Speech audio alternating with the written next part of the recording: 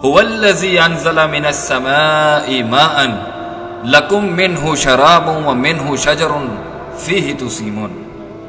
اور اللہ سبحانہ وتعالی نے انسانوں کے لیے آسمانوں سے بارش برسائی جس سے تم پیتے بھی ہو، اور وہ درخت بھی اگاتے ہیں ان سے جن سے تمہارے جانور جن پر چرتے ہیں، اپنے جانوروں کو جن زمینوں پر تم چراتے ہو، ہمارے پانی سے، ہمارے نازل کیے پانی کے ساتھ وہ کھیتیاں اگاتی ہے، وہ ہریالی اگتی ہے جس سے وہ پلتے پھولتے ہیں۔ ينبت لكم به الزرع والزيتون والنخيل والعناب ومن كل الثمرات۔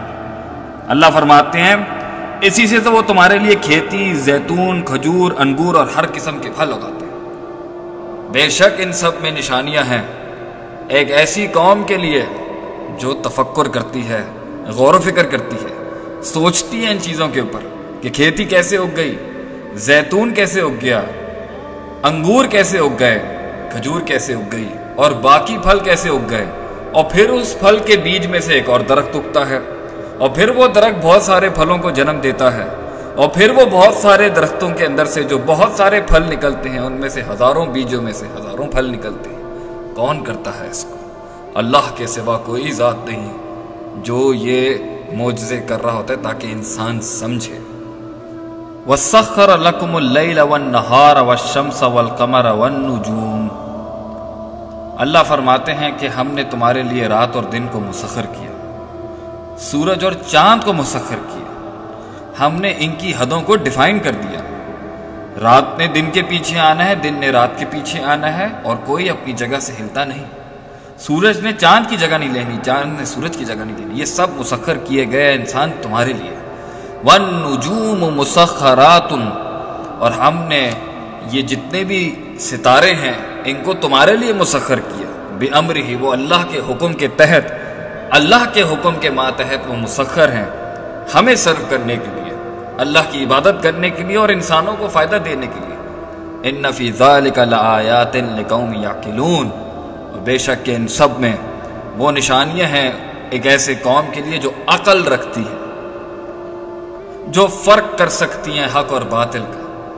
وَمَا ذَرَعَ لَكُمْ فِي الْأَرْضِ مُخْتَلِفًا أَلْوَانُهُ، اور اللہ سبحانہ وتعالی نے زمین میں مختلف رنگوں کے روپ کی چیزوں کو پھیلا رکھا ہے۔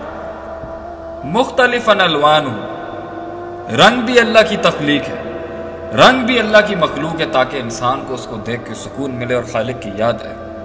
إِنَّ فِي ذَلِكَ لَآيَاتٍ لِقَوْمٍ يَذَّكَّرُونَ، بے شک کہ نصیحت حاصل کرنے کے لیے تو ایسی قوم کے لیے ان سب میں بہت نشانیاں ہیں جو نصیحت حاصل کرنا چاہتے ہیں۔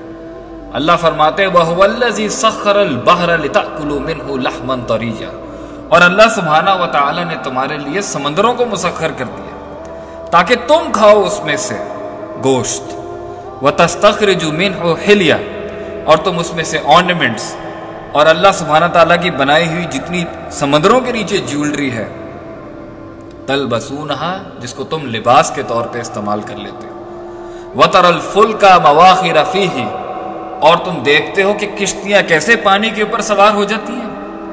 یہ اللہ کا حکم نہ ہوتا تو یہ کشتیاں ڈوب جائیں، کیوں ہم نے ان کو حکم دیا پانی کو کہ کشتی کو اٹھا لو اپنے اوپر۔